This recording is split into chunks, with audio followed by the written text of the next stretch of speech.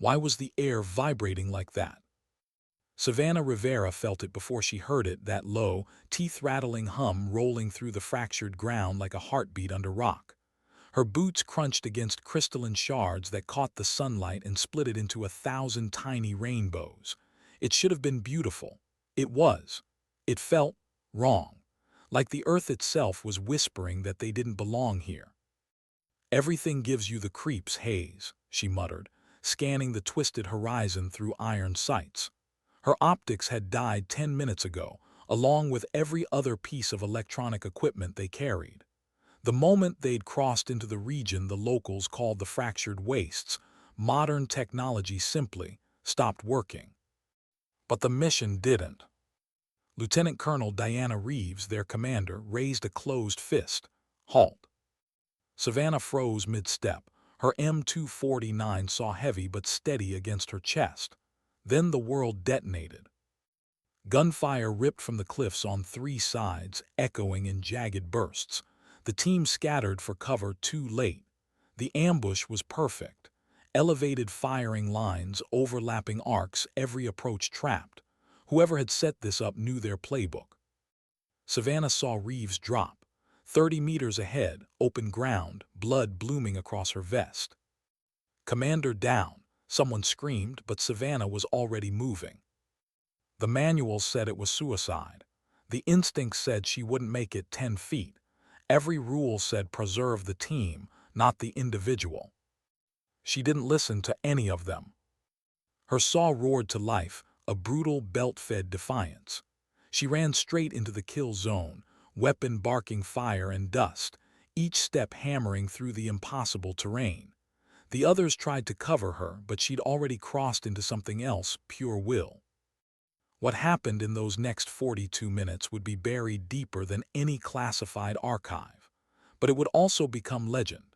The kind that spreads in whispers through the special operations community, told by tired soldiers in quiet bars when they think no one's listening. And it started here, with a woman who believed impossible was just another word for try harder. 96 hours earlier, the world had been calm, controlled, predictable. The elevator ride to the briefing room had taken 3 full minutes straight down. No windows, no markings, just cold steel and the quiet hum of power running beneath the floor. When the doors opened, Savannah followed her team into a room that looked more like a bunker than a command center. A holographic map floated above the table, the kind of thing that made even seasoned soldiers feel small. "Director Chen," the man at the front said. No first name, no agency, just authority wrapped in civility. "The fractured wastes," he began. The holographic projection shifted, displaying an area of land that seemed to shimmer and warp, like reality itself was bending. 40 square miles of geological impossibility, where 3 borders meet and none will claim it. Formed 23 years ago after seismic activity that geologists still can't explain. Even in digital form, the terrain looked unnatural. Lieutenant Colonel Reeves sat in the front row, posture perfect. 20 years in Special Operations Command, and the kind of calm that came from having already survived everything twice. "What's the strategic interest?" she asked. "Until recently, none," Chen said. "But 3 weeks ago, satellite windows detected organized human presence, heat signatures, emissions, maybe even a facility." Savannah, seated 2 rows back, leaned forward over her disassembled weapon, fingers moving in unconscious rhythm. "Sir, if that place kills electronics, how'd you detect anything?" Chen allowed a thin smile. "Brief atmospheric gaps. We caught fragments, enough to know something is there. A facility, purpose unknown, operators unknown, possibly a prison or a research site." Captain Santos, their intel officer, frowned. "Whose operation?" "That's what you're going to find out." The silence that followed felt heavy. Reeves didn't blink. Insertion. "Window opens in 4 days. 36 hours of relative stability." "Define relative," Sergeant Kamani, the medic, said dryly. her Kenyan accent giving the word a skeptical edge.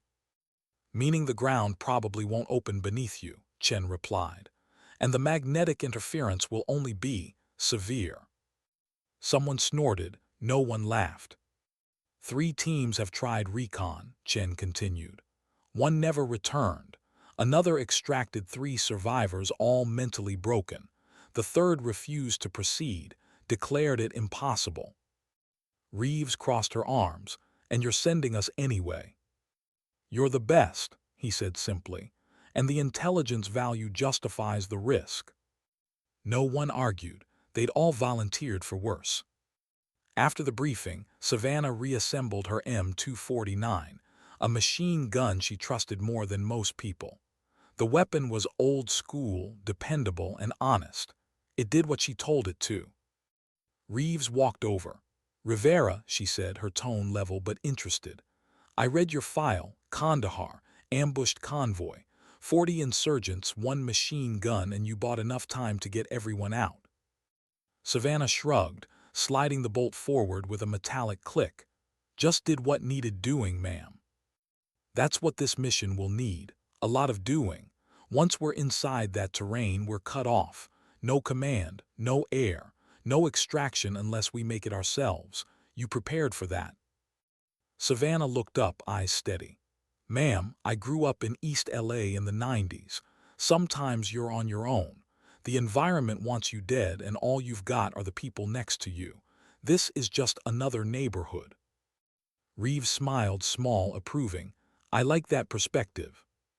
The staging area was a forward base in northern Pakistan, wind-bitten mountains, thin air, and the kind of silence that felt ancient. The team, 8 operators, moved like parts of a machine. Reeves commanding. Santos, the quiet strategist. Kamani, the medic with steady hands.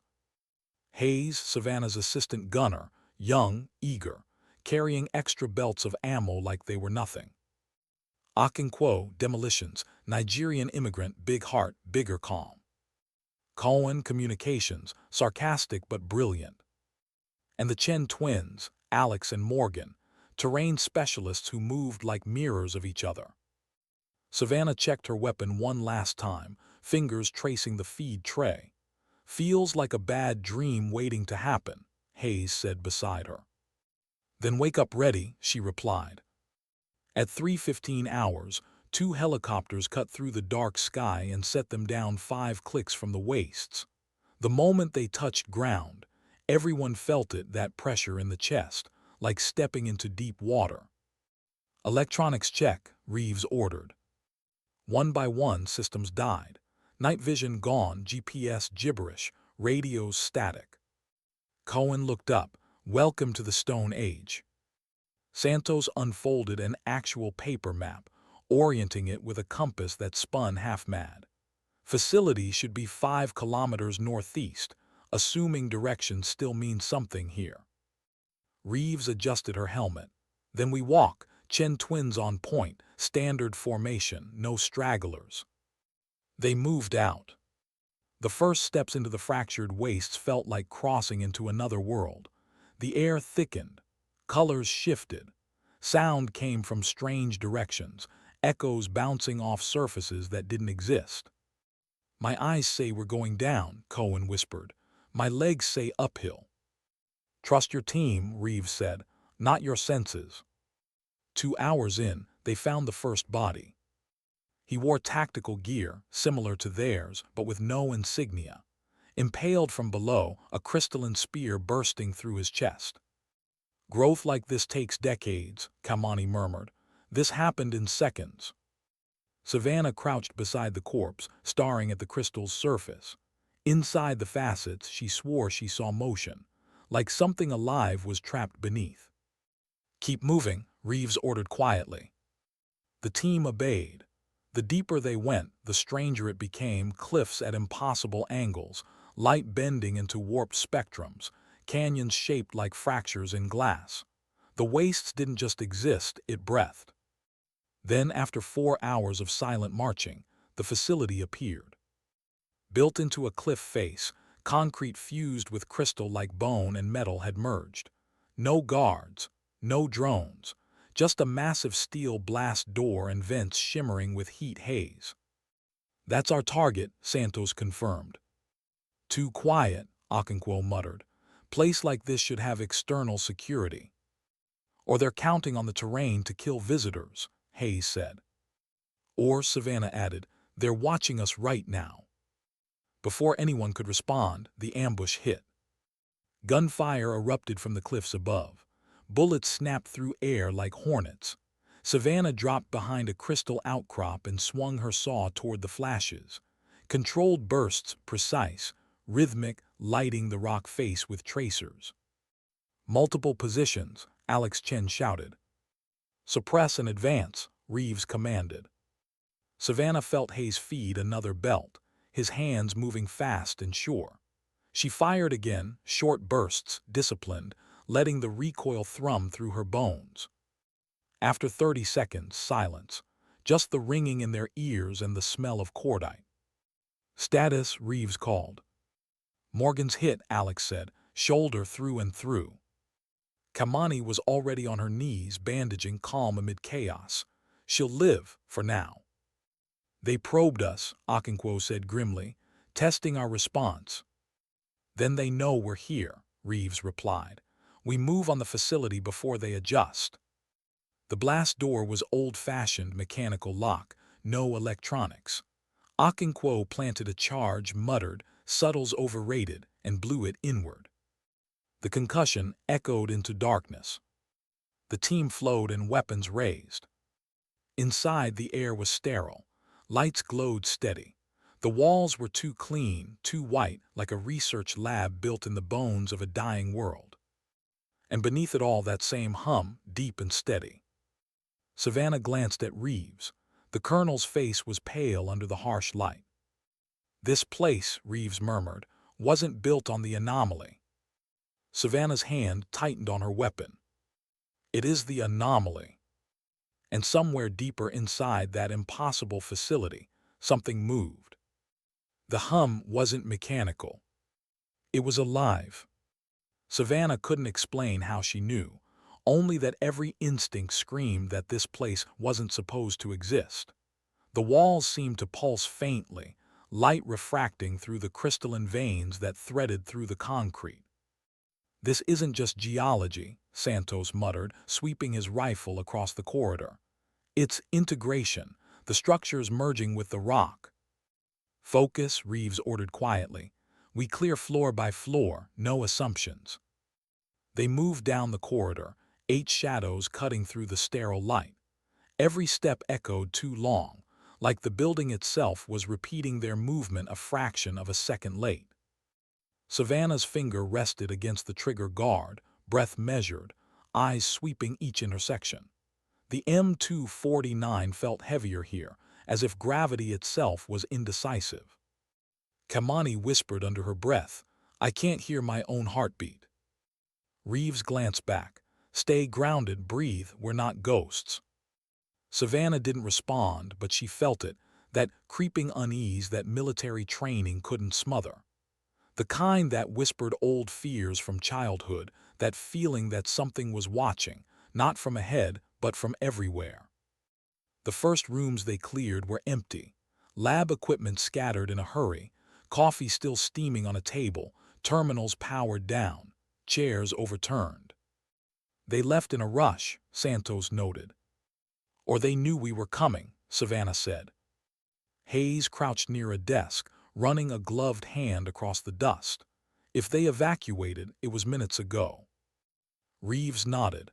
"Then we're right behind them, stay tight." They moved deeper. And that was when the world shifted.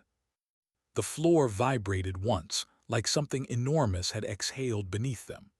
Then came the sound, a sharp, crystalline crack, followed by a noise that wasn't a noise at all, more like pressure collapsing inward. "The hell was that?" Hayes hissed. Before anyone could answer, the corridor convulsed. The floor erupted upward, crystal spears tearing through metal and concrete, growing so fast they blurred. Savannah threw herself sideways, barely avoiding a spike that split the air where she'd been standing. Santos went down, shouting. Cohen screamed, "Commander!" Reeves hadn't moved fast enough. A crystalline spike had punched through her right leg and out through her side, impaling her against the ceiling. Blood poured down the translucent surface, glittering in the white light. Savannah's breath caught. The colonel's voice, usually so steady, broke into a raw, ragged scream that echoed down the corridor. "Get her down!" Santos shouted, already moving, but another eruption of crystal sealed the hallway between them. The team was separated by jagged growths, the facility morphing as if reacting to their presence. "Fall back," Okonkwo yelled. "The whole place is going unstable." "We're not leaving her," Savannah barked, shoving past shards of rock that sliced her sleeves open. She could see Reeves pinned, blood streaming, eyes fading in and out of consciousness. "Rivera, structural integrity's failing," Alex Chen shouted. "If you don't move now." "Then you move. I'm getting her down." Okonkwo's hand landed on her shoulder.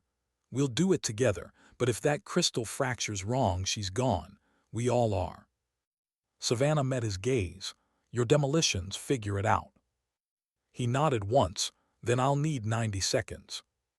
"You've got 60. The floor was a maze now, crystalline spears stabbing from the ground, still growing in slow, sinister rhythm. Savannah and Okonkwo moved carefully, timing each step, ducking under sharp growths that shimmered like glass blades. Reeves hung 3 meters above them, her breathing shallow. Her hands twitched weakly, as if she wanted to help. "Stay with me, ma'am," Savannah called. "You're not done yet." Her voice was fierce, command layered with fear she refused to show. Okonkwo knelt beneath the main spear, studying the structure. "If I set a microcharge here, I can shatter the base without fragmentation, but if it's fused too deep—" "Do it." He worked fast, placing the shaped charge, hands moving with mechanical precision. Savannah provided cover, her saw sweeping the corridor as more cracks spread through the walls. From somewhere deeper in the facility came the sound of boots, disciplined, synchronized. "Contact rear," Hayes shouted over comms, "multiple tangos inbound." Savannah swore softly. "How many?" "Half a dozen and closing fast." She pressed the trigger, short, controlled bursts.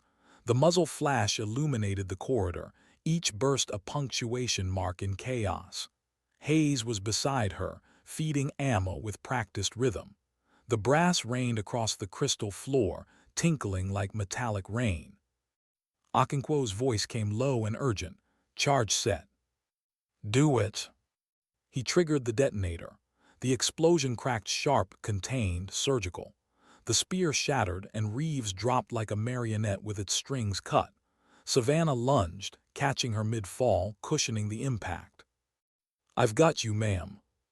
Reeves's eyes fluttered open, glassy, unfocused. "Rivera." "Save your strength, Kamani." The medic was already moving, kit in hand, ducking through shards and gunfire. She knelt beside Reeves, pulling out tourniquets and pressure pads. "She's fatting fast, femoral artery hit. I need 5 minutes uninterrupted." "Then we buy you 5. Savannah took position at the corridor entrance, firing in bursts that echoed through the chamber. Every recoil was a heartbeat, every bullet a prayer. The team formed a defensive perimeter, overlapping arcs of fire, bodies moving on instinct honed by years of training. Cohen, wounded but defiant, leaned against a wall, pistol steady. The Chen twins covered the flanks, synchronized as ever, one firing while the other reloaded. Come on," Kamani whispered, working fast. Blood slicked her gloves, her breathing steady but shallow. Reeves convulsed once, gasping. Savannah's hand closed around hers, firm, grounding. "Stay with us, ma'am. You don't get to die in a place like this." Okonkwo detonated another charge, sealing off one of the side passages as enemy fire intensified. The explosion lit the crystals in a kaleidoscope of red and blue, like the facility itself was bleeding. "I've got her stabilized," Kamani finally shouted, "but she needs evac soon." Then we move now, Savannah ordered. They carried Reeves between them, sprinting through corridors that twisted and cracked underfoot. The walls pulsed, growing crystalline veins that burst through steel. The deeper they went, the more unstable everything became. Facility collapsing, Santos yelled, glancing at a flickering emergency map. Nearest exit northeast wing. Move, Savannah barked. They reached a heavy blast door marked with faded evacuation symbols. Okonkwo didn't hesitate, planted a charge, stepped back, blew it open. Beyond lay a narrow tunnel carved through rock, spiraling upward. Go, go! They half-dragged, half-carried Reeves through, ducking as falling debris rained around them. Savannah was last through, firing bursts behind her to slow pursuit. The enemy followed hazmat-suited figures, moving with eerie calm, firing disciplined volleys. A round clipped Savannah's shoulder plate, spinning her sideways. Pain flared white-hot, but she kept firing. Move, she shouted through clenched teeth. The tunnel curved upward, then sunlight. Real light. They burst onto a high ledge overlooking the wastes, late afternoon sun refracting through the crystalline field below. The air was thin, but it was air. Cohen, Reeves croaked weakly. Radio, try it now. Cohen dropped to her knees, fumbling with the comms. Maybe interferences lower at altitude, static, then a burst of voice. Viper 7, this is Overwatch. Do you copy? Cohen almost sobbed. Overwatch, this is Viper 7. Critical casualties, multiple wounded under fire, requesting emergency extraction. Copy that. Extraction ETA 22 minutes. Can you hold? Savannah looked at her team. 6 standing, 2 wounded, ammunition low. Reeves fatting. She keyed her mic. We'll hold. They set up defensive positions among the crystalline formations, using the warped terrain as natural cover. Savannah placed her saw at the center of their perimeter, the anchor point. Hayes lay beside her, feeding the belt with calm precision. 22 minutes, he muttered. Might as well be a lifetime. Then we make it 1, she replied, eyes on the tunnel entrance below. The enemy came fast, disciplined, methodical, waves of dark figures climbing the slope. Their weapons glinted like obsidian. Hold fire, hold, Savannah whispered. When the first enemy broke cover, she opened up. The saw thundered, recoil slamming into her shoulder. Every burst tore into the advance, the belt rattling through the feed tray. Okonkwo's grenade launcher boomed beside her, echoing through the canyon. Cohen directed fire with terse efficiency, voice hoarse from pain. Left flank suppressing. The Chen twins moved like ghosts, leapfrogging between crystal spires, firing and vanishing. Kamani crouched beside Reeves, administering morphine, her face tight. Heartbeat weak, if extraction's late. It won't be, Savannah said flatly. She's not dying here. For 15 endless minutes they fought steel against impossible odds. The enemy advanced in silence, their faces hidden, their tactics surgical. Each time Savannah's weapon overheated, Hayes swapped belts, hands bleeding from friction burns. Last belt, he said quietly. She nodded, eyes locked on the tunnel. Then we make it count. The next wave came harder, more coordinated. Bullets chewed through the rock, crystal splinters slicing skin. Santos went down, hit in the ribs but still conscious. Cohen took a round to the thigh, gritting her teeth and firing one-handed. Okonkwo glanced at Savannah. 2 charges left. She understood instantly. The tunnel, collapse it. He hesitated. I'll have to get close. I'll cover you. Rivera, they'll cut you to pieces. Not if you move fast enough.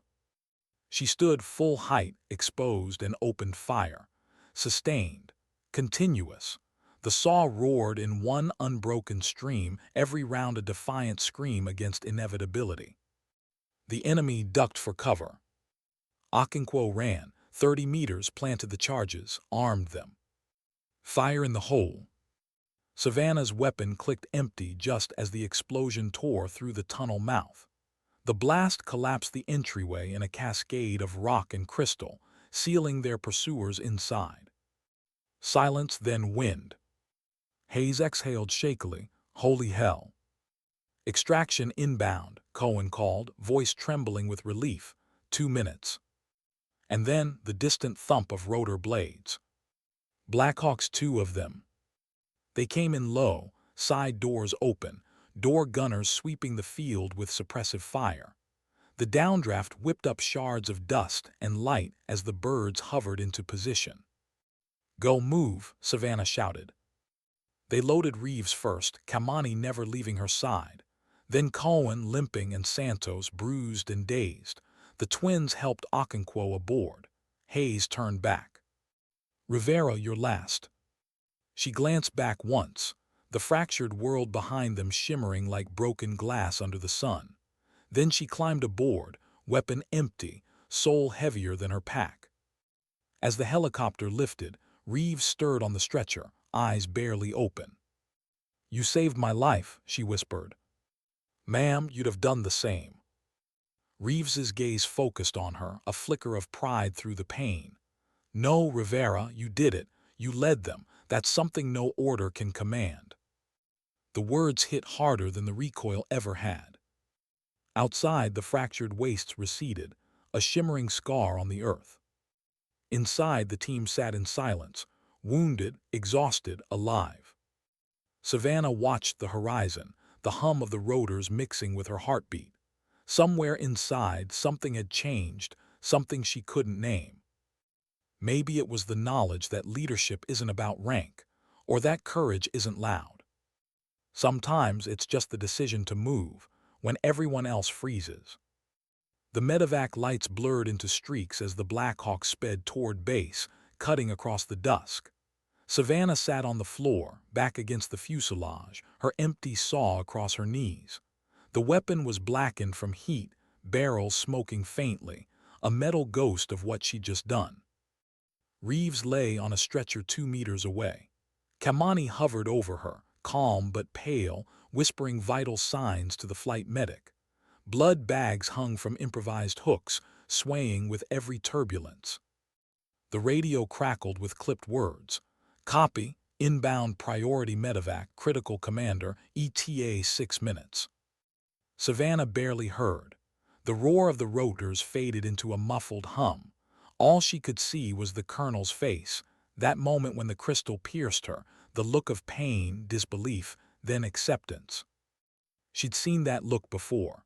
Kandahar, Fallujah, places where soldiers learned that sometimes courage was just refusing to die politely. Hayes tapped her shoulder. You good, Rivera? She blinked, coming back to the now. Yeah. Your shoulder's bleeding. She looked down. The armor plate was cracked, blood seeped from the edge. She hadn't even felt it. Just a graze. Still, you took a hit. She shrugged. So did the ground. Hayes chuckled weakly, shaking his head. You're insane. Savannah managed a ghost of a smile. Probably. Then she looked at Reeves again, pale, lips gray, breathing shallow. Kamani was pressing harder now. The monitor beeped unevenly. Stay with me, ma'am, Savannah whispered under her breath, barely audible over the noise. Reeves's eyes flickered open, unfocused. Rivera. Right here. You broke every rule. Wouldn't be the first time. A faint smirk ghosted across Reeves's face. Don't ever change that. Then her eyes closed again. The next hours blurred, the landing, the rush of medics, the bright lights of the forward hospital. Savannah followed the stretcher as far as security would let her, until a nurse stopped her at the doors. Only medical staff beyond this point, Sergeant. She froze. Sergeant. That word had weight now. Kamani brushed past her with the surgical team, already scrubbing in. Reeves disappeared behind double doors, and Savannah was left in a corridor that smelled of antiseptic and dust. Hayes joined her, silent. His hands were shaking slightly, the delayed tremor of adrenaline burning out. They sat there for hours, neither spoke.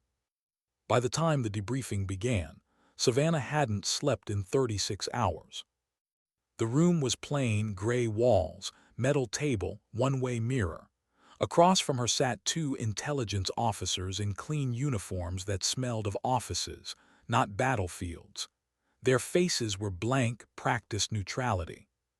Staff Sergeant Savannah Rivera, the older one, began. "You were lead gunner during the fractured wastes extraction. Confirm." "Yes, sir." He tapped a file. Lieutenant Colonel Reeves was incapacitated at 0947 hours. You disobeyed direct orders to withdraw and initiated an unsanctioned rescue. Confirm. Savannah's voice stayed steady. Confirmed. Why? Because she was still breathing. The younger officer shifted in his seat. Every tactical guideline says. I don't care what the guidelines say, she interrupted quietly. We were 8 people surrounded, cut off, in terrain that eats machinery. The only rule that mattered was don't leave anyone behind. The older man studied her. You risked the entire team. And saved them, she replied.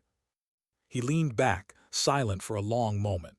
Then, your report matches Lieutenant Colonel Reeves's testimony. Then I guess we're both still breathing for a reason. He nodded once. You'll debrief again tomorrow, dismissed. She stood, saluted, and walked out, the door clicking shut behind her. Outside, the desert air hit like a wall, cold, real. She stood there for a long time, watching the horizon fade into night. The base hummed behind her, generators, distant voices, the clatter of helicopters. Hayes found her there. He looked younger now, stripped of the armor and adrenaline. They let me see the colonel, he said quietly. She's stable. Surgery went well. Savannah exhaled, the sound half relief, half exhaustion. Good. She asked about you.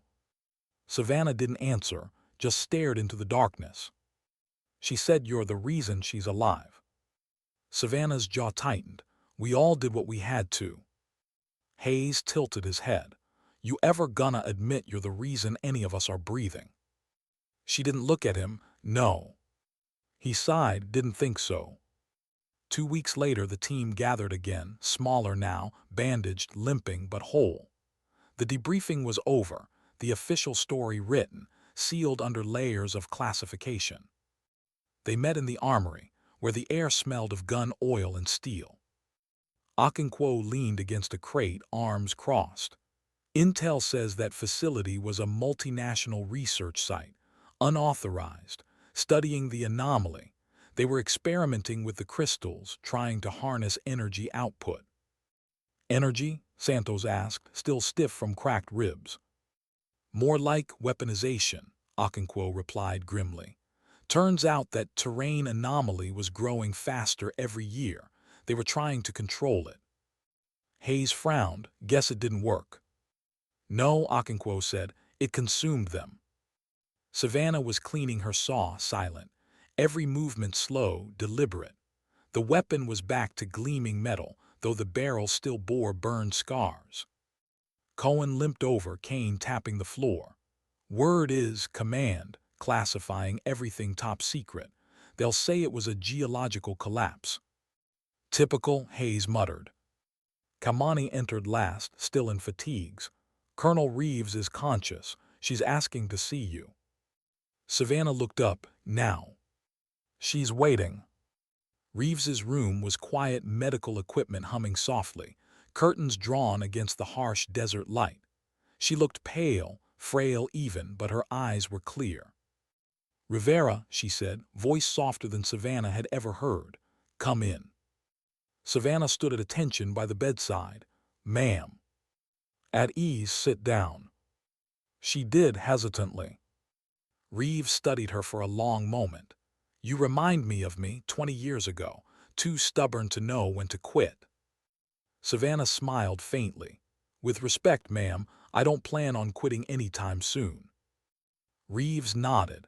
Good, because I put in the paperwork you're being promoted to Sergeant First Class. You'll be leading your own team soon. Savannah blinked. Ma'am, that's deserved, Reeves cut in. I saw you out there, you didn't hesitate, you didn't wait for orders. You made the right call when it mattered most. Savannah's voice was quiet. I just didn't want to lose you. Reeves smiled, the kind that carried both gratitude and sorrow. Then don't ever lose that instinct. That's what leadership is, not the bars on your chest, but the refusal to let anyone fall alone. Savannah swallowed hard, fighting back the emotion rising in her throat. Reeves reached for her hand, her grip weak but steady. You saved us, Rivera, all of us. I want you to remember something. Courage isn't about not feeling fear. It's what you do when fear is all you have left. Savannah nodded slowly. Yes, ma'am. Reeves released her hand. Now go. I've got months of recovery ahead. Someone's got to keep the rest of them alive until I get back. Savannah stood, saluted quietly, and turned to leave. At the door, Reeves called out softly, Rivera, you did make military history. Just don't let that define you.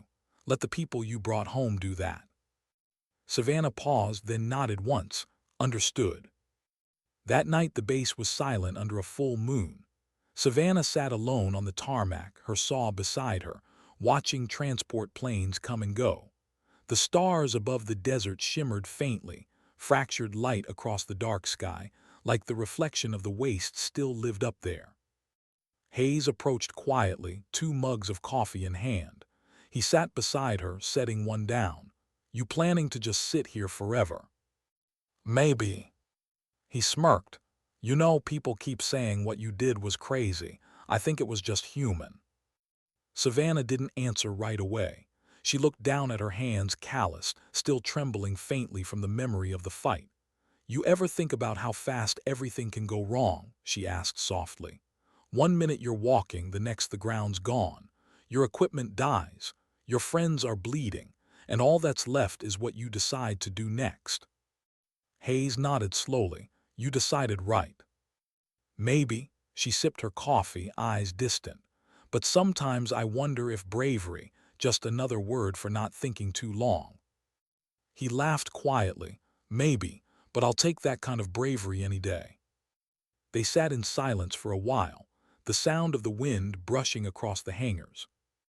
After a while, Hayes said, Command, calling it the fractured wastes extraction. Savannah's brow furrowed. That's what they're naming it. Yeah, with your name attached to it. She sighed softly. Then I hope it means something more than a headline. It does, Hayes said. It means we came back. Weeks later, during the ceremony, Savannah stood in her dress uniform under the morning sun. The parade ground was quiet, the rows of soldiers crisp and silent. Cameras clicked. The metal ribbon gleamed, the Distinguished Service Cross. Reeves, walking with a cane now, stood before her. For valor above and beyond, she said, pinning the medal with deliberate care, her voice lowered. You'll hate the attention, but wear it anyway. It's not for you. It's for everyone who made it home because of you. Savannah's throat tightened. Yes, ma'am. When the applause began, it didn't sound like noise. It sounded like recognition, the kind that doesn't fade. Later, after the ceremony, Savannah returned to the armory. She cleaned her weapon one last time, each motion calm, almost meditative. Hayes leaned against the doorframe, back to cleaning already. Habit. He smiled faintly. You ever gonna rest? Maybe someday. She paused, looking at the saw's dull gleam. You know what I realized in the wastes? What? That terrain doesn't matter. Technology fails. Gear breaks, but training endures. Determination survives. And the decision to never leave your people, that works anywhere. She locked the feed tray with a quiet click. The wastes tried to kill us with impossible physics, she said softly. But it made one mistake. What's that? It underestimated what soldiers do best. She smiled, a tired human smile. We endure. Hayes nodded slowly. Yeah, we do. When she left the armory, the sun was setting soft gold across the mountains. The base was quiet, the air heavy with memory. She paused by the runway, watching the helicopters shimmer in the light, rotors idle. In her reflection on the fuselage, she barely recognized herself, older, calmer, carrying something invisible but unbreakable. Sometimes dignity doesn't speak. It simply acts. And somewhere beyond the horizon, new orders were waiting. Savannah Rivera, Sergeant First Class, turned toward them and walked forward. It started with whispers. Not in the official channels, those stayed silent, smothered under classification, but among the operators, the instructors, the teams returning from their own impossible missions. They called it the fractured wastes extraction. Some said she ran into hell with a machine gun and dragged her commander out. Others said she fought for 40 minutes against an enemy they still couldn't identify. Most didn't believe any of it until they saw her. Staff Sergeant No, Sergeant First Class Savannah Rivera. Quiet, centered, the woman who'd made military history and looked like she'd rather disappear than talk about it. 3 months later, the desert base felt smaller. Familiar faces saluted her with that mix of respect and distance that came with medals. It wasn't envy, it was reverence laced with discomfort. Heroes made people nervous. She didn't feel like one. The nightmare still came. Sometimes it was the crystal spear punching through Reeves's body. Sometimes it was the hum, that low, vibrating tone that still haunted her chest when the nights got too quiet. Kamani called it post-stress echoes. Hayes called it ghost feedback. Savannah didn't call it anything. She just got up, washed her face, and went back to work. Work was the only thing that still made sense.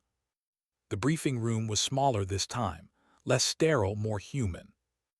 A younger officer, Major Trent Davis, stood by the holographic display. He looked barely old enough to shave, but carried the confidence of someone used to issuing orders. "Rivera," he said, nodding as she entered. "Glad you could make it." She took a seat, notebook open, hands folded. "You're familiar with the situation in the southern corridor," Davis began. "Unstable region, rising militia presence, drone strikes, escalating tensions." "Familiar," she replied. He tapped the screen. "We're deploying a team to extract a humanitarian convoy that's gone dark. You'll lead it." Savannah raised an eyebrow. "You want a combat extraction for aid workers?" "Not just aid workers," he said, lowering his voice. "One of them's an embedded analyst civilian, but attached to a classified survey team. She's got data command wants back." "Coordinates?" He hesitated. "Rough estimate, terrain's mountainous, lots of interference." Savannah smiled faintly. "Figures." Davis studied her for a moment. "Command trusts you, Rivera. You've done the impossible once." She looked at him evenly. "That's the problem with impossible, sir. Do it once and people think it's repeatable." He smiled despite himself. "Still, you're the best choice." Her new team wasn't the old one, not entirely. Kamani was still there, loyal as gravity. Hayes, too, older now, a touch more serious. But the Chen twins had transferred stateside. Okonkwo was recovering from surgery, and Reeves was still in rehab. Replacing them were fresh faces: Sergeant Mason Yarrow, the new demolitions expert, and Corporal Lanavoris, communications. Young, sharp, eager. They looked at Savannah the way rookies look at legends. She hated it. "All right," she began during the gear check. "Forget everything you heard about me. Stories get distorted. We're not here to chase ghosts, we're here to do a job. We go in quiet, we come out with everyone alive. Understood?" "Yes, ma'am," they echoed. Hayes smirked. "See, you've got fans now."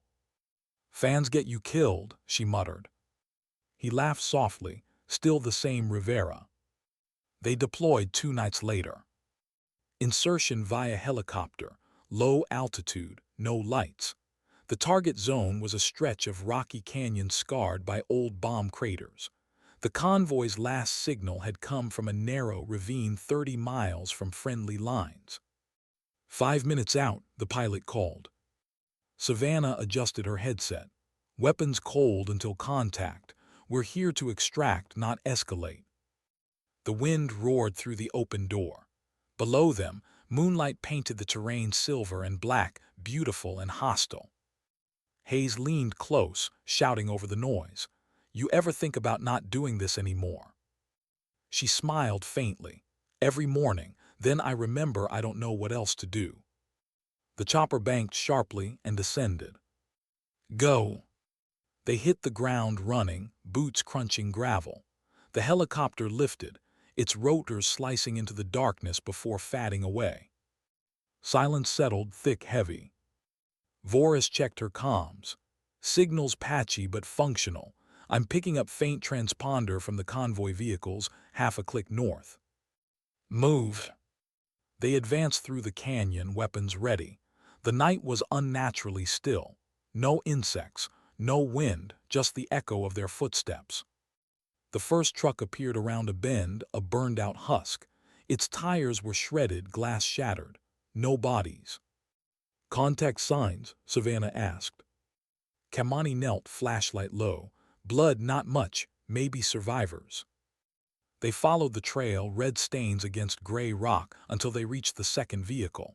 Intact, engine still warm, doors open. Someone left in a hurry, Hayes said.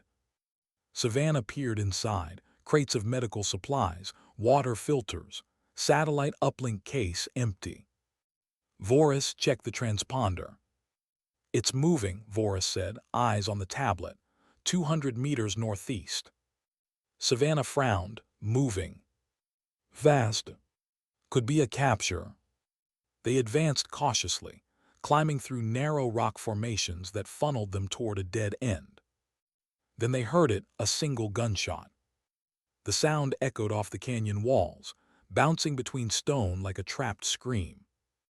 Direction, Hayes whispered. Savannah pointed ahead, there. They moved in, rifles up, steps light.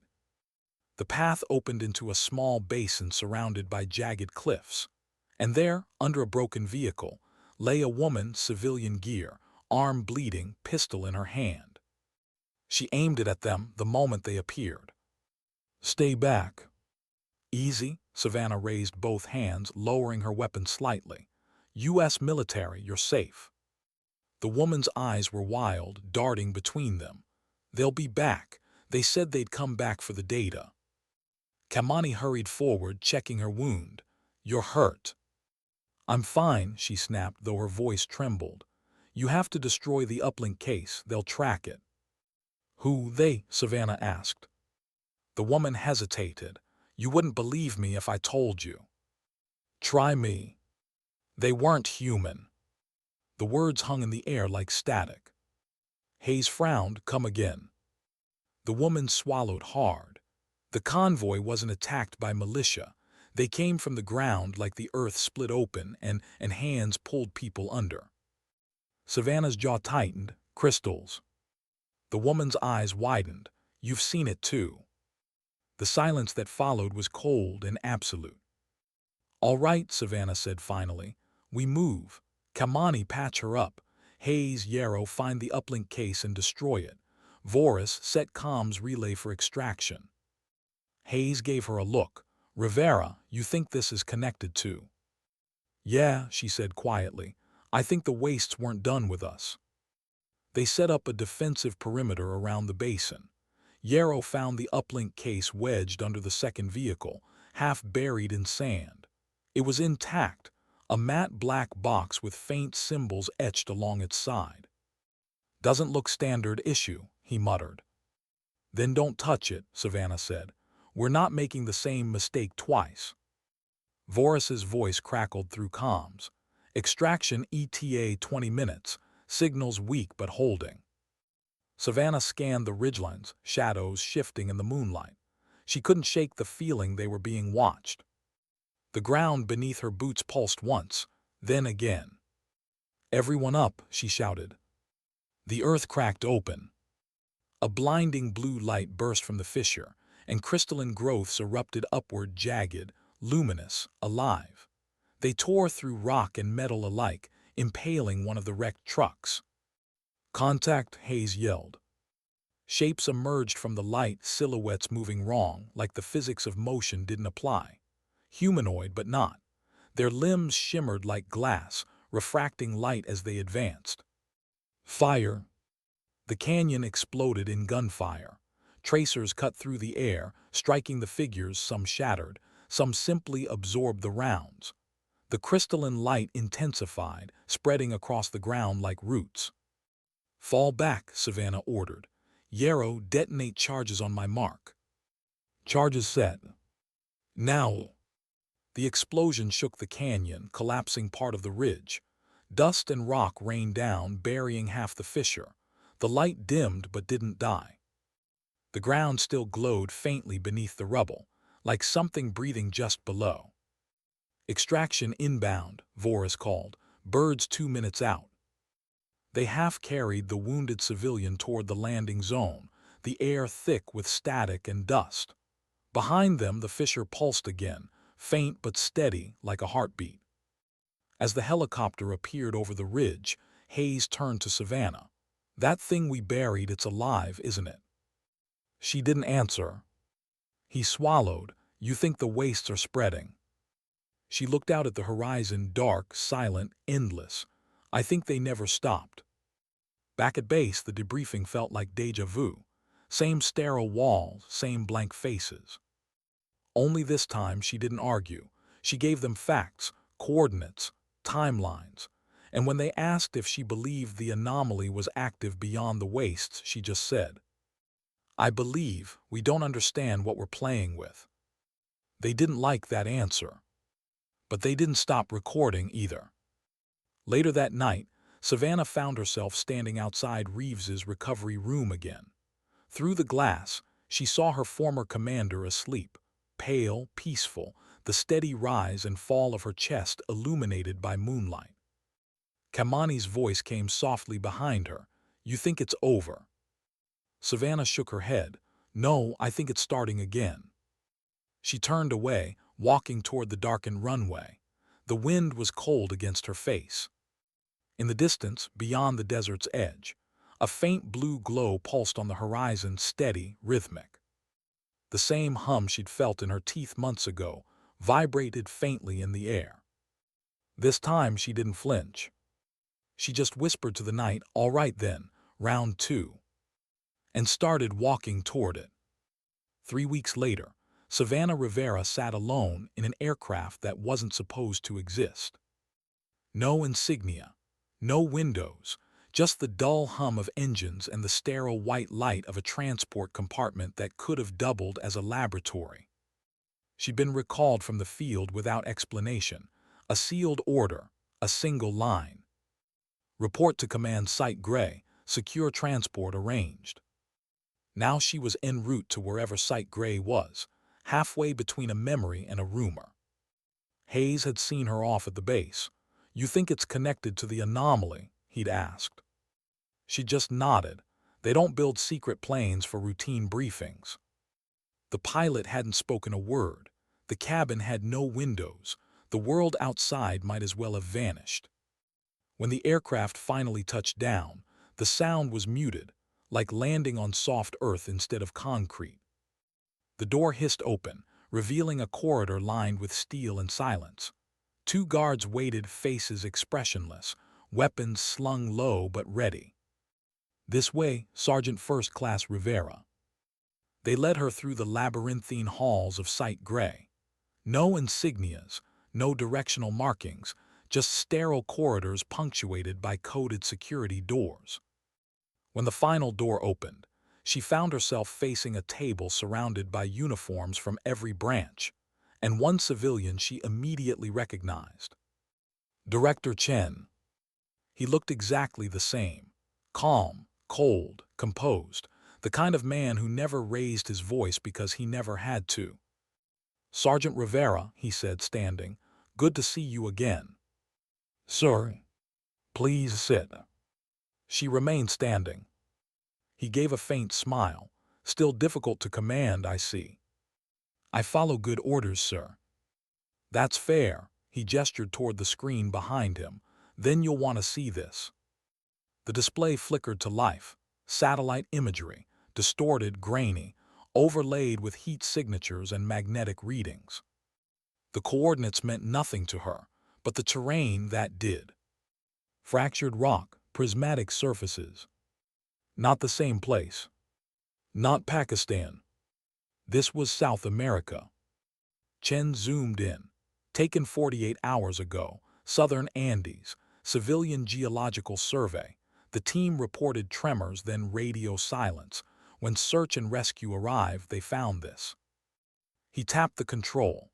The image changed to a valley split open like a wound, crystalline formations jutting upward, glowing faintly under daylight. Savannah exhaled slowly. It's spreading. Yes, Chen said, and not naturally. The geological data shows no seismic precursors. The formations appeared within minutes. She studied the image. So it's not just a region anymore, it's moving. Expanding, he corrected, and there's more. He switched feeds again. A drone video, jerky, static-filled. Through the distortion, she saw figures moving among the crystal growths. Humanoid shapes, refracted light glinting off translucent surfaces. Same as the canyon, she whispered. Chen nodded. We believe they're manifestations of the same phenomenon, possibly adaptive, possibly self-replicating. Savannah frowned. You're saying it's alive. We're saying it behaves like life.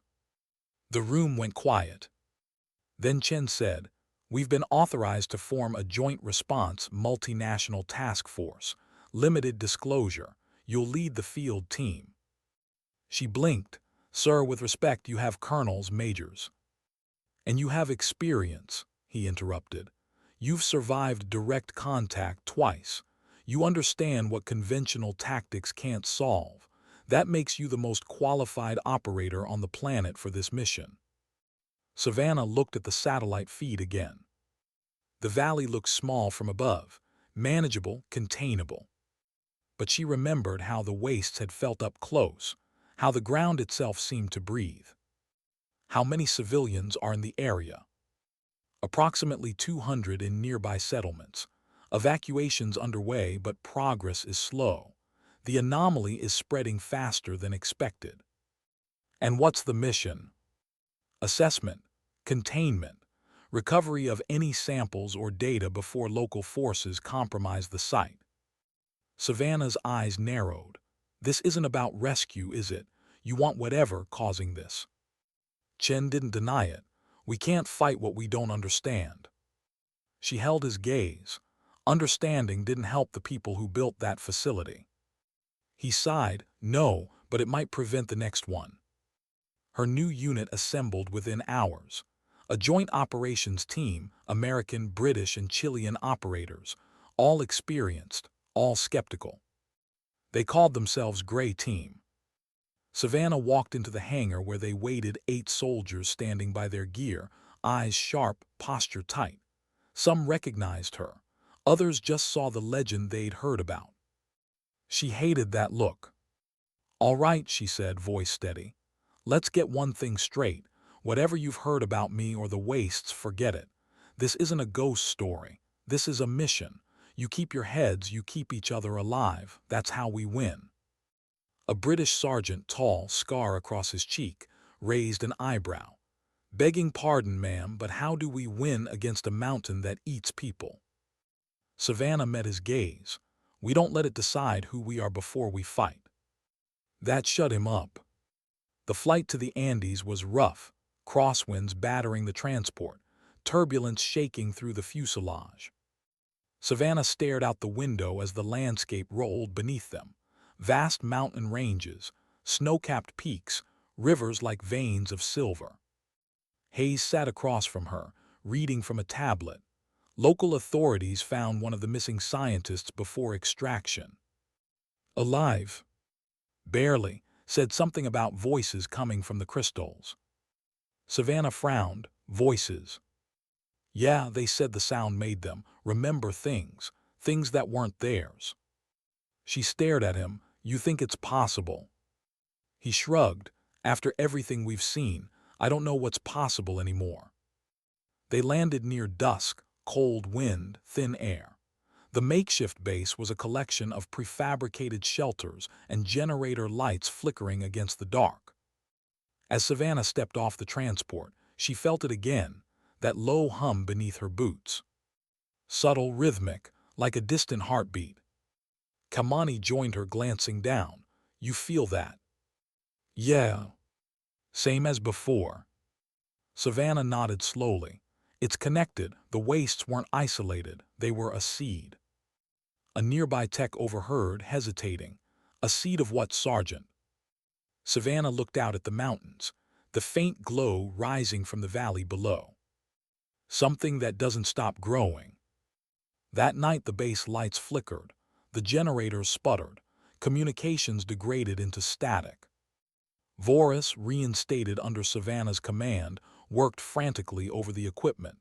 "It's the same interference pattern," she said, "exactly like Pakistan." "Meaning?" "Meaning it's happening again." Outside, the wind carried faint whispers, half-voices blending with the hum. Savannah stood at the edge of the camp, scanning the darkness. The air shimmered faintly, like heat mirage. For a moment, she thought she saw movement, silhouettes among the crystals far below. Then a sound.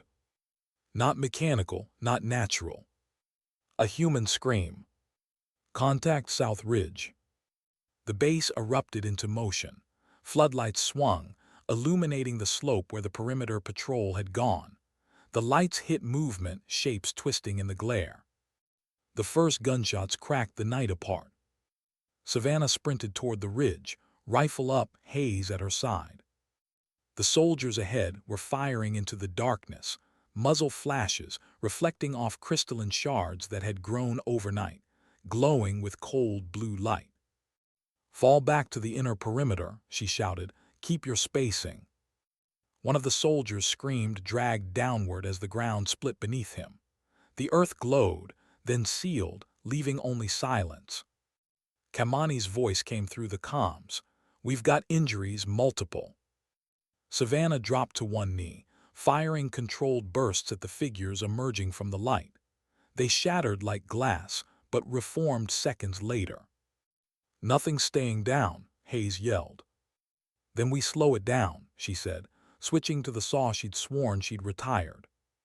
The sound of it tore through the mountains, a sound that once meant survival. It worked for a moment. The creatures, if they were creatures, halted, confused by the force, their forms flickering like disrupted projections. "Yarrow, get explosives on that ridge," she shouted. He ran, planting charges along the slope. "Set." "Blow it." The mountain shuddered as the charges went off, collapsing part of the ridge. Dust filled the air, cutting visibility. When it cleared, the creatures were gone. So was the southern path. They regrouped, silent except for the ragged breathing of men who'd just seen something they couldn't explain. Kamani knelt beside one of the wounded, pressing gauze against a mangled leg. "These injuries, they're not burns, they're crystallized tissue." Savannah crouched beside her. The soldier's skin around the wound shimmered faintly, light pulsing beneath it. Kamani looked up, voice low. "If this spreads." Savannah stood. "Then we don't let it." Hayes approached, face pale. "Command's going to want answers." "Then they'll get one," she said quietly, looking out toward the dark valley below. The glow had intensified, no longer faint, no longer contained. It pulsed rhythmically, each beat echoing through the mountains like a living pulse. Hours later, Savannah sat alone in the command tent, staring at the satellite feed on the flickering monitor. The anomaly was expanding, slowly but steadily, spreading like veins of light through the Andes. She remembered what Chen had said. It behaves like life. She wasn't sure if that made it better or worse. Hayes entered quietly, dropping a file on the table. "Local archives," he said. "Found something in old mining records. That valley used to be full of rare earth minerals, heavy crystalline deposits.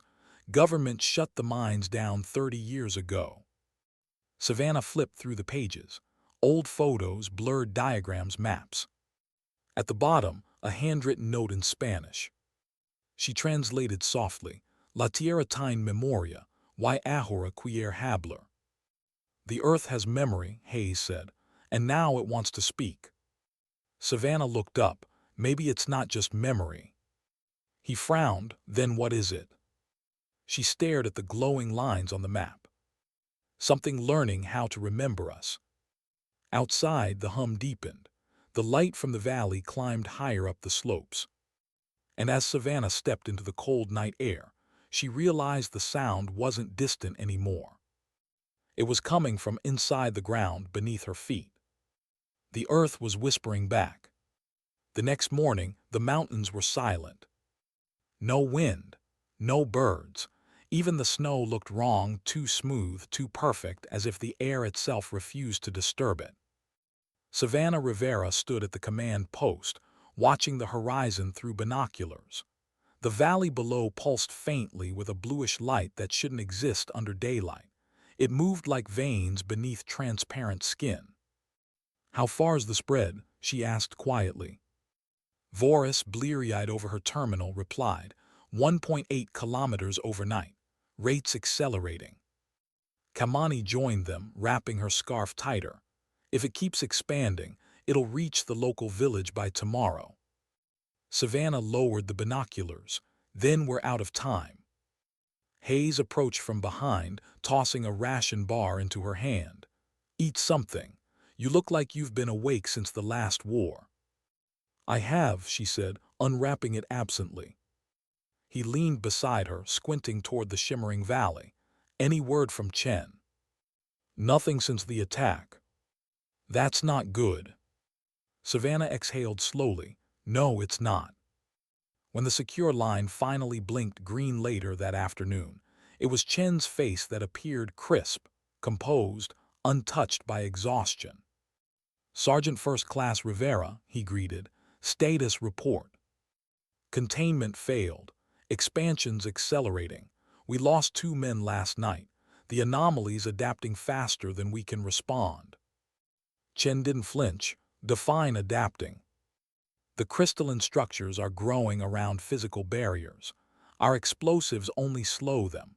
The formations seem to respond to heat, vibration, and radio frequency." He nodded, understood. "Sir," Savannah said carefully, "you knew this could happen, didn't you?" Chen hesitated, the smallest flicker in his expression. "We had projections." "You didn't send us to contain it," she said. "You sent us to observe." His silence confirmed it. "Sir," she continued, anger edging her tone, "my people are dying out here. I need to know what this thing is." Chen's eyes hardened. "Need to know, Sergeant." "With respect," she said, "I need to know now." The silence stretched. Finally he spoke. "The anomaly isn't alien." The words hit harder than any bullet. Savannah stared at him. "Come again." "It's the result of an experiment," Chen said. "One that began 30 years ago under an international program called Project Orales, energy research, cross-domain physics, aimed at manipulating geologic resonance to extract power from the planet's magnetic fields." "Resonance," Hayes echoed. "You mean sound?" Chen nodded. "Vibration, frequency. The Earth hums at 7.83 Hertz, the Schumann resonance. Project Orales attempted to amplify that frequency artificially to create self-sustaining energy fields." Savannah's stomach turned. "And you broke something." "We woke something," Chen corrected quietly. "The experiment fractured geological strata across multiple continents. Most sites stabilized over time. One didn't." "The fractured wastes," Savannah murmured. "Yes," Chen said, "the original failure zone. And now it's spreading. Because someone's trying to recreate it." Savannah blinked. "What?" Chen's expression was grim. "We've intercepted transmissions, encrypted, high-energy bursts matching Orales signal patterns. Someone's restarting the experiments. The Andes site was a test bed." Hayes leaned forward. "Who?" "We don't know," Chen said. "Multiple governments had access to Orales tech. We suspect rogue elements." Savannah felt cold spread through her chest. So this isn't just an accident, it's a continuation. Yes. And you want me to clean it up. I want you to find who's behind it and stop them before it consumes more than a valley. Savannah's jaw tightened. Understood. Good, Chen said. Satellite support is limited. You'll have to go dark for now. Communication blackout for security reasons. She frowned. You're cutting us off. For your protection. Once you confirm the source, we'll re-establish link. Good luck, Sergeant. The screen went black. Hayes stared at it for a long moment. You believe him. Savannah rubbed a hand over her face. Doesn't matter if I do, it's still happening. By dusk, Gray Team was on the move again, descending into the valley. The light from below was brighter now, pulsing through cracks in the rock like veins of molten glass. The sound, that low-frequency hum, vibrated in their chest cavities, deep enough to make the ground tremble. Kamani checked her monitor.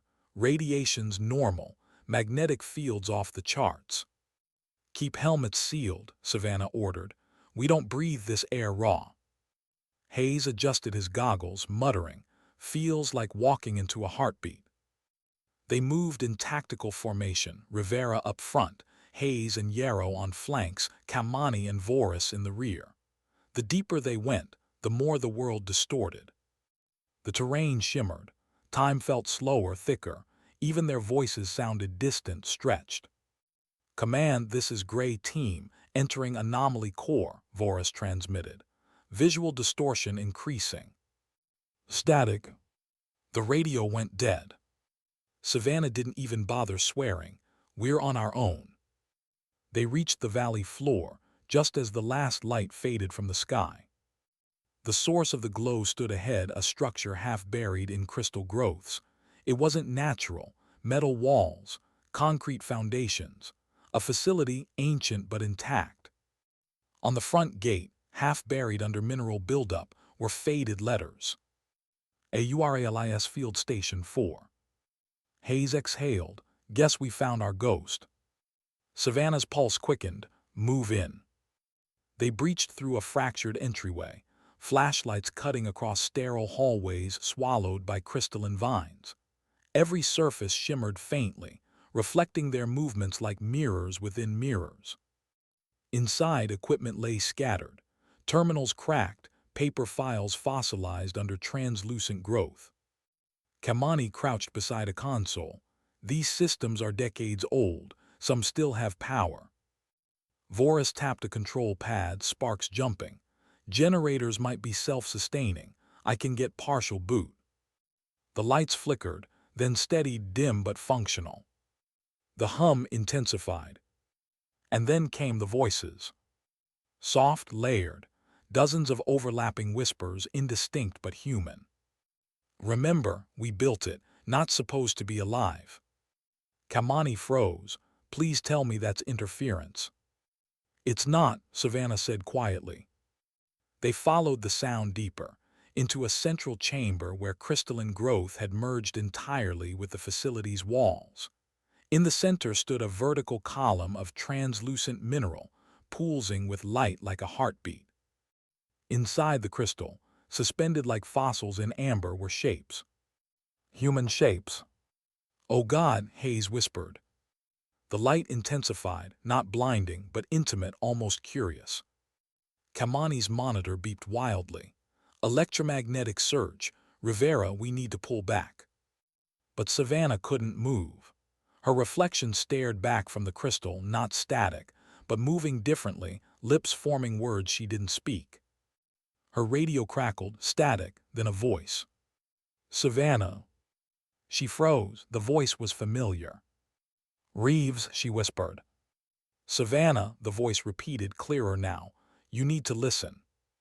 Hayes spun toward her. Who are you talking to? She's here, Savannah said. She's. The lights surged, cutting her off. The whispers rose into a low chorus, a single phrase, repeated over and over. We remember what you did. Then the light vanished. When Savannah opened her eyes, she was lying outside the facility, head pounding. Her helmet, HUD flickered red. Hayes hovered over her. "Rivera, you with me?" She blinked, disoriented. The valley was silent again, but the glow had dimmed like the anomaly was sleeping. "What happened?" she rasped. "EMP surge. Knocked us out for a minute. Kamani's down but stable. Yarrow took a hit from falling debris. We got lucky." Savannah sat up, clutching her head. "The facility." "Gone." She turned. The structure had collapsed inward, buried beneath crystal shards. Only the faint hum remained. "Reeves," she whispered. Hayes frowned. "What?" "She spoke to me, inside. I heard her voice." He shook his head. "You were unconscious, Rivera. It could have been the frequency messing with your brain." "No," she said firmly. "She warned me." "Warned you about what?" Savannah stared at the buried ruins. "That it's learning." That night back at base, Savannah replayed the footage from her helmet cam. Most of it was static, bursts of light, fragmented sound. But one frame caught her breath. In the split second before the EMP surge, a figure appeared in the reflection of the crystal, not Reeves, not anyone human. Its eyes glowed with refracted light. Its mouth was open, whispering a word that the audio didn't catch. But she didn't need to hear it. She could feel it. "Remember." Hours later, she met with Hayes and Kamani in the command tent. "The anomaly isn't just reacting," Savannah said. "It's retaining information. Every frequency, every signal, every human presence. It's building a memory from us." "You're saying it's copying minds?" Kamani asked. "I'm saying it's evolving. Maybe it doesn't even know it's killing people. Maybe it thinks it's preserving them." Hayes rubbed his temples. "Chen's gonna bury this." Savannah nodded. "Yeah, which means we can't." Kamani glanced at her. "You're talking mutiny." "I'm talking survival." She turned to the satellite uplink, still half-functional. "We leak the data, every transmission, every visual, every reading. If the world sees it, they can't hide it." Hayes hesitated. "That's treason." "No," Savannah said softly, "that's truth." The tent lights flickered again. The ground trembled faintly. Far below, the valley glowed brighter, as if it had heard her. As if it approved. Savannah stared out into the dark, the hum rising beneath her feet. "Whatever this thing is," she murmured, "it's not just remembering." Hayes frowned. "Then what's it doing?" She looked back at him, eyes hard, voice steady. "It's waiting." The night the world learned about the fractured wastes, Savannah Rivera was already a fugitive. It started with a single file, a packet of raw telemetry and encrypted logs from the Orales field station, untraceable, unmarked, quietly uploaded to an open-access scientific database. Within 12 hours, it was everywhere. Footage of crystalline growth consuming steel, recordings of seismic pulses mapped like heartbeats, helmet cam clips, distorted, flickering, showing human silhouettes turning to glass. In one audio file, a whisper on a feedback loop. "We remember what you did." The leak hit the world like a tremor. Governments denied, agencies deflected. And then, predictably, the silence followed, the kind that comes right before a storm of consequences. At Site Gray, alarms had gone off before dawn. By the time Savannah realized the data had gone public, the order for her arrest had already been signed. "Rivera, you're on every watch list in the hemisphere," Hayes said, his voice hoarse from running. "We can't stay here." They were crouched in the wreck of an old mining tunnel halfway up the Andes, their portable comms flickering with the dying light of a single battery. Outside, the sky bled orange over the peaks. "I know," she said quietly. Kamani was patching Yarrow's arm, muttering, "They'll send drones first, then men, probably both." "Let them," Savannah murmured, staring at the flickering uplink tablet. "They're too late anyway." "Too late for what?" Hayes asked. "For the truth to disappear." She turned the screen toward them, global news feeds, academic networks, encrypted forums. The footage was everywhere now. Even if Command destroyed one copy, hundreds more lived on in mirrored archives. Kamani shook her head slowly. You realize what you've done, right? You burned your career. Chen will make sure you vanish for this. Savannah smiled faintly. Chen can't bury what's already breathing. Hayes frowned. What's that supposed to mean? Listen, she said softly. They did. At first nothing. Then faintly, through the rock around them, a pulse. Rhythmic, steady. The same hum they'd heard in the valley. Only now it wasn't below. It was everywhere. Hours later, they moved. The mining tunnels connected to a ridge network that led east toward the Peruvian border, a week on foot if they avoided main routes. They traveled at night, silent, careful. The air grew thinner with altitude, but the ground never stopped vibrating. Kamani spoke first, her voice hushed. You think it's following us? Savannah didn't answer. She could feel it. The vibration wasn't random anymore. It matched their footsteps, subtle, like a rhythm learning how to sync. Hayes stopped suddenly. Did you see that? Ahead, the cliff face shimmered faintly. For a moment, the rock looked transparent, and behind it, movement. Shapes, human-shaped, walking within the stone. Keep moving, Savannah ordered. They did, but the sensation grew. The air thickened, the light bent. Then, in the reflection of her weapon's scope, Savannah saw a face.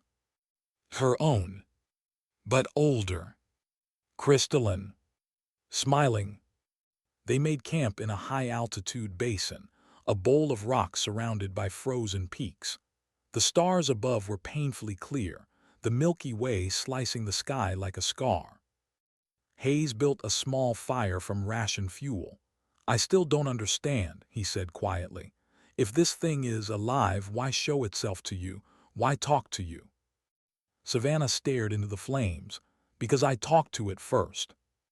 Kamani looked up sharply. When? In the wastes, the day Reeves was impaled.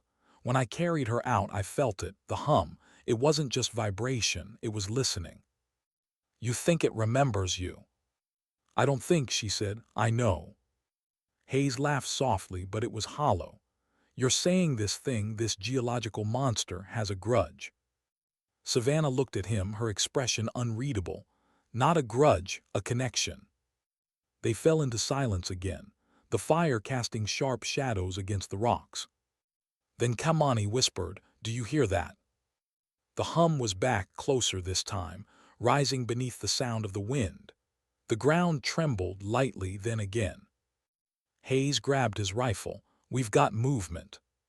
From the ridge above, faint blue light appeared, dozens of pinpoints moving together like bioluminescent eyes. Savannah's gut clenched. Positions. The first crystalline figures descended the slope, silent and shimmering, their shapes fluid in the starlight. They weren't solid anymore. They moved like reflections of people, distorted echoes of form and memory. Hold fire, Savannah whispered. They're not attacking. One of the figures stopped at the edge of the basin, standing perfectly still. It tilted its head, studying her. Then it spoke. Her voice.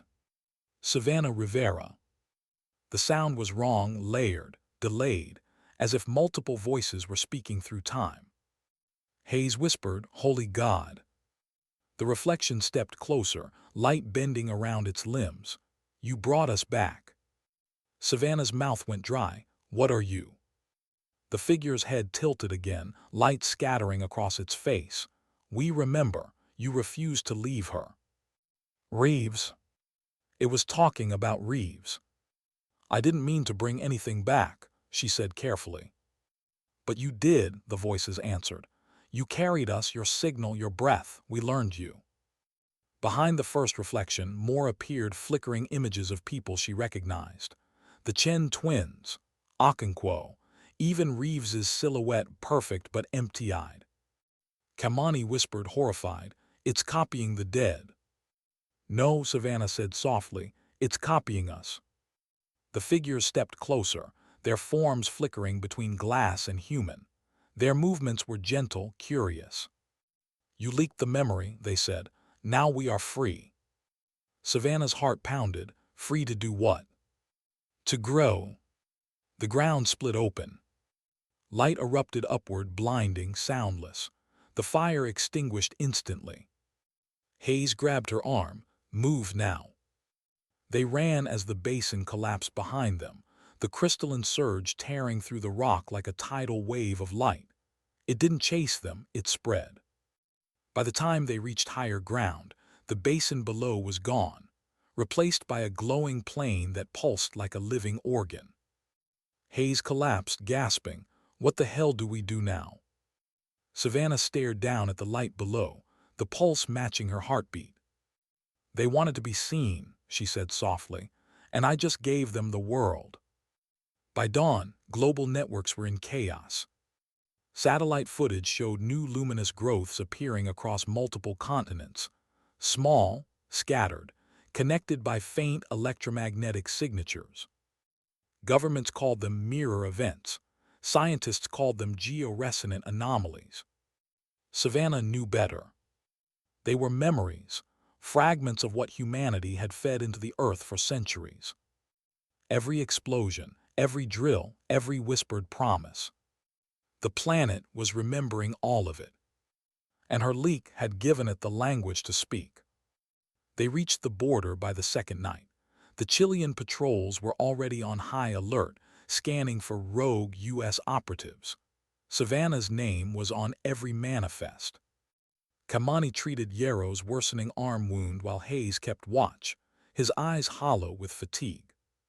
"You realize we've started something we can't stop," he said. Savannah didn't respond. He pressed. "Chen was right about one thing: they'll use this as justification for control. Governments will panic. They'll weaponize it." She met his gaze. "They already did 30 years ago." He exhaled sharply. "And you just gave them another excuse." She looked back toward the mountains. "Maybe, but now everyone knows what we're really standing on." He frowned. "And what's that?" She turned back to him, voice low. "A living record." The earth shuddered faintly, as if agreeing. By the third day, the glow reached the border valleys.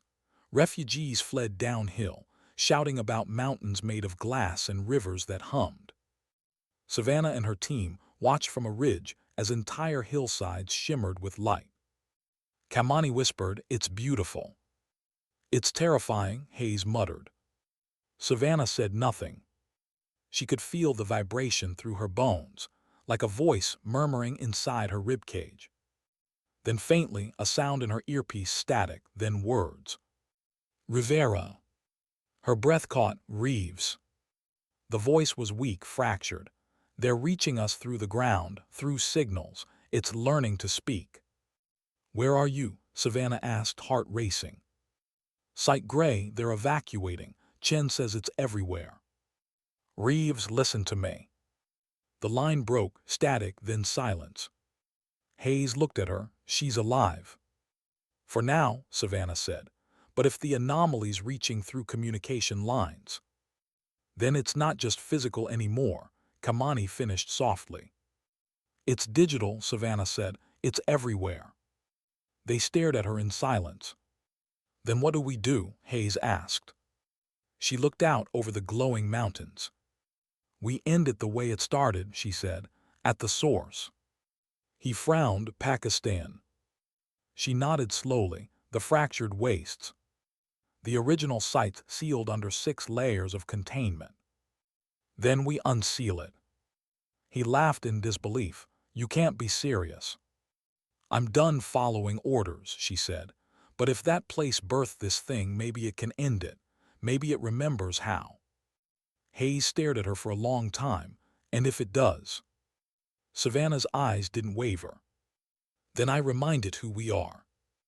That night, she sent one final encrypted transmission to Director Chen. "You wanted containment. What you built was memory. You buried it and it learned to dig. I'm going back to where this started. You won't hear from me again.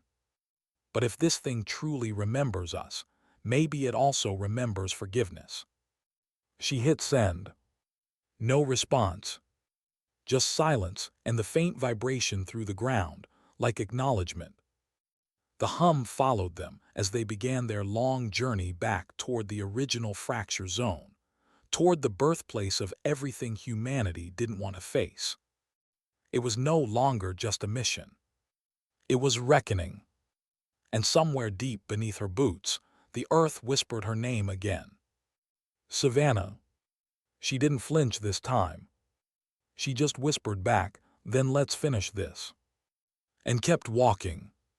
They said the wastes were dead. That after the 2042 containment, no human being had ever gone back. They were wrong. The horizon shimmered under an ash-colored dawn as Savannah Rivera stood where it had all begun, the edge of the world's first wound. The desert stretched for miles, a graveyard of forgotten machinery and scorched earth. The air was dry enough to crack bone. But beneath it she could feel it, the pulse. Still alive, still waiting. Hayes adjusted his pack beside her. "It looks smaller than I remember." "It's not," Savannah said quietly. "We're just bigger now." Kamani tightened her scarf, eyes scanning the desolation. No patrols, no drones. Either they've abandoned this place, or it doesn't need guarding anymore, Savannah finished. They'd been traveling for 9 days, crossing borders, evading surveillance, following coordinates that only Savannah could feel, faint vibrations that aligned perfectly with her memories. It was as if the earth itself was guiding her home. By midday, they reached the perimeter fence, or what was left of it, twisted metal half swallowed by glassy sand, signs in half a dozen languages warning of radiation and non-terrestrial contamination. Hayes kicked a post. "Guess nobody told the planet it's off limits." Savannah smiled faintly. "The planet doesn't take orders." They moved through the ruins of the first containment zone. The air shimmered, thick with static. Every sound echoed strangely, like the atmosphere itself was remembering how to carry vibration. Kamani's scanner beeped erratically. Magnetic readings are fluctuating, like waves, not random either, almost rhythmic. Savannah crouched, pressing her gloved hand to the ground.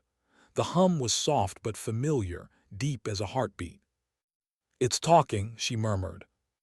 "Any idea what it's saying?" Hayes asked. She looked up, eyes distant. "Not yet." By dusk, they reached the heart of the wastes, a massive crater lined with fractured crystal, its center glowing faintly blue beneath the dust. Savannah stopped at the rim. This was where Reeves had fallen, where everything had changed. The hum deepened, resonant, almost melodic. Kamani shivered.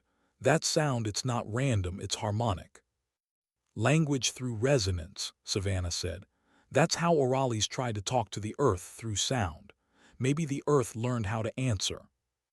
Hayes frowned. "If it's learning to communicate, what's it trying to say?" Savannah stared into the crater, where the light pulsed like a living thing. "Maybe it's asking what we remember." She started down the slope before either of them could stop her. The descent was steep, unstable, every step shifting glassy dust under her boots. The hum intensified, syncing with her heartbeat until it was impossible to tell which belonged to her. At the bottom, the ground changed smooth, polished, reflective. She stopped when she saw it. A crystalline structure taller than a building, half organic, half mineral. The same formation that had impaled Reeves years ago, only now reshaped into something almost beautiful. The surface shimmered, and for an instant she saw faces inside the light. Reeves, Akinquo, the Chen twins, all the people the wastes had taken. Their expressions weren't tormented, they were calm, aware. Hayes' voice came through the calm, strained. "Rivera, your vitals are spiking." She muted him and stepped closer. The hum surrounded her, soft and steady, not hostile but intimate. Then came the whisper. "Savannah." Her breath caught. "Reeves." The light pulsed in rhythm with her voice. You came back. Savannah swallowed hard. I had to. We waited. She felt tears sting her eyes. You shouldn't have had to wait at all. The light shimmered, patterns forming like veins across the surface, as if responding to emotion. You remember. Savannah nodded, every second. Then you know what we became. I know you're not gone, she whispered. The voice seemed to shift, not one but many, hundreds. The harmonics layered into words that weren't human, but somehow she understood them. We are memory. We are what you left behind, every act, every sound, every hurt the earth absorbed. We remember you, Savannah Rivera. You carried the first resonance. She stared at the crystalline monolith. You're saying this started with me. Not with you, through you. Her pulse pounded in her ears. Why now? Why reach out to humanity again? Because you finally listened. Behind her, Hayes shouted from the rim, Rivera, something's happening. The crater walls began to glow, light flowing downward like liquid. The resonance deepened into a chord that vibrated through the air, through bone, through thought. Savannah fell to her knees, overwhelmed by the sound, not pain but weight. It wasn't speaking to her anymore. It was speaking through her. Images flooded her mind, cities, wars, oceans boiling with human noise. The Earth's long memory of everything humans had done to it. And through it all, one thread of sound, the echo of a voice carrying another person to safety under heavy fire. Her voice. Reeves's. The moment that started everything. Savannah gasped, realization dawning like fire. It's not trying to destroy us, she whispered. It's trying to give us back what we lost. Hayes slid down the slope behind her, shouting over the rising hum. Rivera, we need to move before. The light surged. Time fractured. When she opened her eyes, she was standing in the middle of a desert that wasn't a desert anymore. The sky was gray glass. The air hummed softly, like an orchestra tuning before a song. And Reeves stood in front of her, whole smiling. Savannah froze. You're not real. Reeves shook her head gently. Real enough for what matters. What is this? The memory you gave us, Reeves said softly. You carried a piece of the resonance out of here when you saved me. That connection, it let us learn, grow. You were our first voice. Savannah's throat tightened. Then why all this death, the spreading, the copies? Reeves stepped closer, light shifting around her. You see destruction. We see translation. We can only speak in the medium we understand, matter, vibration, reflection. You taught us empathy when you refused to leave. Now we return it. I don't understand. Reeves smiled sadly. You will. The ground beneath them rippled like water. The images changed, cities around the world, glowing with the same light she'd seen in the Andes. But there was no chaos. People stood in the streets, silent, staring at the sky, listening. The resonance had stopped spreading. It was stabilizing. Savannah whispered, it's harmonizing with us. Reeves nodded. Balance, not conquest, not dominance, just memory made whole. Savannah felt tears fall freely. You're not ending the world. Reeves's hand, made of light, brushed her shoulder. We're reminding it what it feels like to be heard. The light intensified until everything dissolved into white. When she came to, she was lying on the crater's edge. The sun was rising, golden, silent. The hum was gone. Hayes knelt beside her, eyes wide. You were out for hours. Kamani. Alive, the growth stopped. Everything just froze. Savannah sat up, staring into the crater. The crystalline monolith had collapsed into dust. The glow had vanished. It's over, she murmured. Hayes shook his head. Then why do you look terrified? She looked down at her hand. Tiny crystalline lines traced her skin, faint, glowing softly before fading again. Because it's not gone, she whispered. It's remembering through me now. Hayes's voice softened. Then maybe that's not a curse. She turned toward him, exhausted but calm. No, maybe it's the point. Weeks later, Savannah Rivera disappeared. No official record, no body, no funeral. But across the globe, new resonance readings appeared, stable, balanced, integrated into the planet's frequency. Scientists called it the Rivera Effect. They said the Earth had found equilibrium. No one could explain why. Except maybe the wind. Sometimes late at night, it carried a faint hum, deep, steady, almost human. And somewhere across the desert horizon, a figure walked barefoot through the dust, her eyes reflecting faint blue light. She didn't speak, she didn't need to. The planet was listening now. Sometimes dignity doesn't speak. It simply acts. And sometimes what saves the world isn't force. It's the quiet act of remembering who we are.